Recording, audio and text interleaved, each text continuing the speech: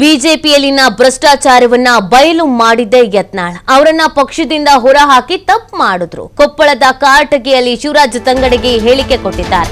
ಯತ್ನಾಳ್ ಕಾಂಗ್ರೆಸ್ ಇರುವ ಬಗ್ಗೆ ನಾಯಕರು ತೀರ್ಮಾನ ಮಾಡ್ತಾರೆ. ಅವರು ಬಿಜೆಪಿಯಲ್ಲಿದ್ದಾಗ ನಮ್ಮನ್ನ ವೈಯಕ್ತಿಕವಾಗಿ ಟೀಕೆ ಮಾಡಿಲ್ಲ. ವಿಜಯೇಂದ್ರ ರಾಜಕಾರಣದಲ್ಲಿ ಕಣ್ಣು ತೆರೆಯುವ ಮುಂಚೆಗೆ ಯತ್ನಾಳ್ ಅವರು ಕೇಂದ್ರದಲ್ಲಿ ಮಂತ್ರಿ ಆಗಿದ್ದವರು ಅಂತ ಸಚಿವರು ಪ್ರತಿಕ್ರಿಯೆಯನ್ನ ಕೊಟ್ಟಿದ್ದಾರೆ.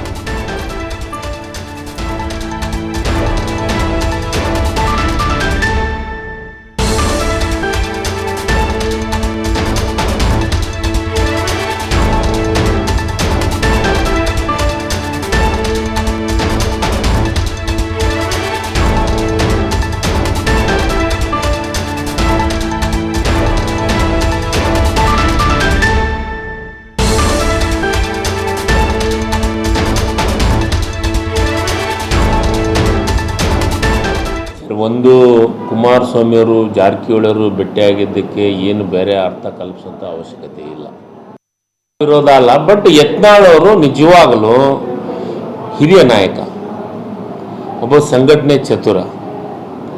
ಆತನ್ನ ಪಕ್ಷ ಬಿಟ್ಟು ಹೊರಗೆ ಹಾಕಿದ್ದು ಎಲ್ಲೋ ಒಂದು ಕಡೆ ನನಗೆ ಅನಿಸುತ್ತೆ ಒಳ್ಳೆ ಬೆಳವಣಿಗೆ ಅಲ್ಲ ಅಂತ ನನ್ನ ಭಾವನೆ. ಯಾಕಂದರೆ ಒಬ್ಬ ನಾಯಕ, ಮತ್ತು ಈಗ ನೋಡಿ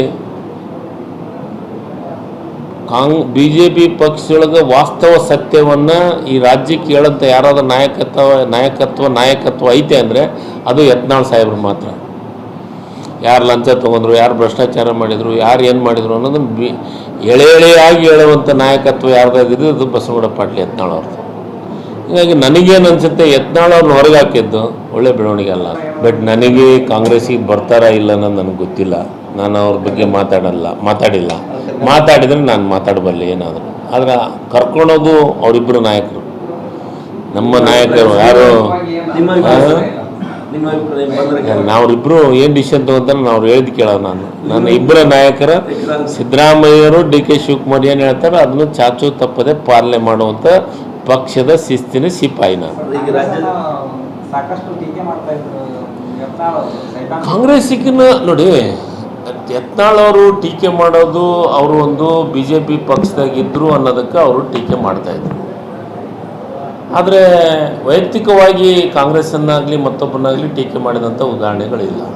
ಬಟ್ ನಾನೇನು ಹೇಳೋದು ಅಂದರೆ, ಎಲ್ಲ ಒಂದು ಕಡೆ ಒಂದು ಸಮುದಾಯಕ್ಕೆ ಮತ್ತು ಯತ್ನಾಳ್ ಅವರಿಗೆ BJP ಮೋಸ ಮಾಡ್ತಾಯಿದೆ ಅಂತ ನನ್ನ ಅನಿಸಿಕೆ. ಯಾಕಂದರೆ ಯತ್ನಾಳ್ ಅವರು ಭಾಳ ಹಿರಿಯ ನಾಯಕರು.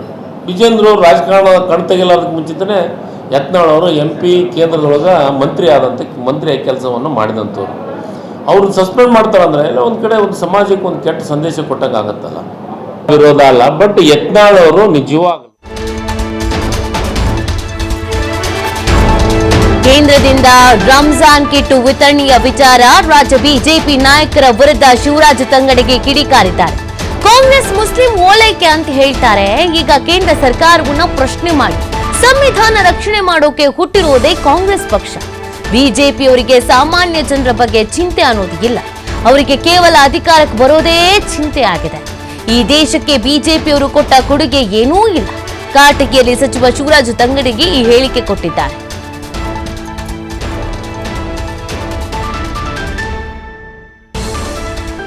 ರಾಜ್ಯದೊಳಗೆ ಮುಸ್ಲಿಮರ ಬಗ್ಗೆ ಮಾತಾಡ್ತಾರಲ್ಲ BJPಯವರು, ಅವ್ರಿಗೆ ನಾಚಿ ಮಾನ ಮರ್ಯಾದೆ ಇದ್ರೆ ಮೋದಿ ಬಗ್ಗೆ ಮಾತಾಡಿ.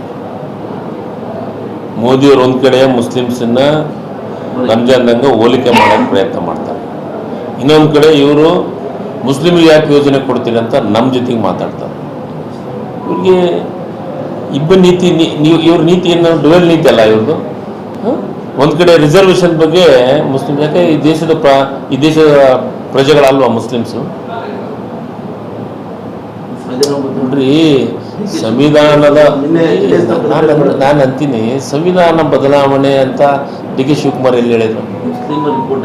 ಈ ಕಾಂಗ್ರೆಸ್ ಪಕ್ಷ ಇರದೆ ಸಂವಿಧಾನವನ್ನು ರಕ್ಷಣೆ ಮಾಡೋಕ್ಕೆ ಹುಟ್ಟಿದ್ದು ಕಾಂಗ್ರೆಸ್ ಪಕ್ಷ.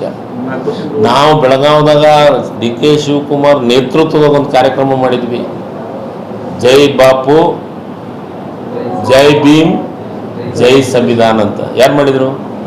DK ಶಿವಕುಮಾರ್ ನೇತೃತ್ವ ಆಗಲ್ಲ, ಮತ್ತು ಹೆಂಗೆ ಸಂವಿಧಾನದ ಬಗ್ಗೆ ಮಾತಾಡೋಕ್ಕೆ ಸಾಧ್ಯತೆ ಇದೆ ಡಿ ಕೆ ಶಿವಕುಮಾರ್ ಸುಮ್ಮನೆ ಬಿ ಜೆ ಪಿ ಅವರು ನನ್ನ ತಿರುಚಿ ಹೇಳಕತ್ತಿದ್ರು ಇವ್ರಿಗೆ ಬೇಕಲ್ಲ ನಾನು ಹಂಗೆ ಅಷ್ಟು ಅಭಿಮಾನಿ ಇಲ್ಲಿ ಯಾರು ಅವ್ರನ್ನ ಸ್ಟ್ರೈಕ್ ಮಾಡಿದ್ರು ನಮ್ಮ ಜಿಲ್ಲೆದೊಳಗೆ ಅನಂತಕುಮಾರ್ ಮಾತಾಡೋದ್ನಾಗ ಎಲ್ಲಿ ಹೋಗಿದ್ರು ಯಾವ ಬುದ್ಧಿನಾಗ ಹೋಗ್ಕೊಂಡಿದ್ರು ಇವರು ಅನಂತ ಹೆಗಡೆ ಮಾತಾಡೋದ್ನಾಗ ಯಾವ ಬಾವಿ ಒಳಗೆ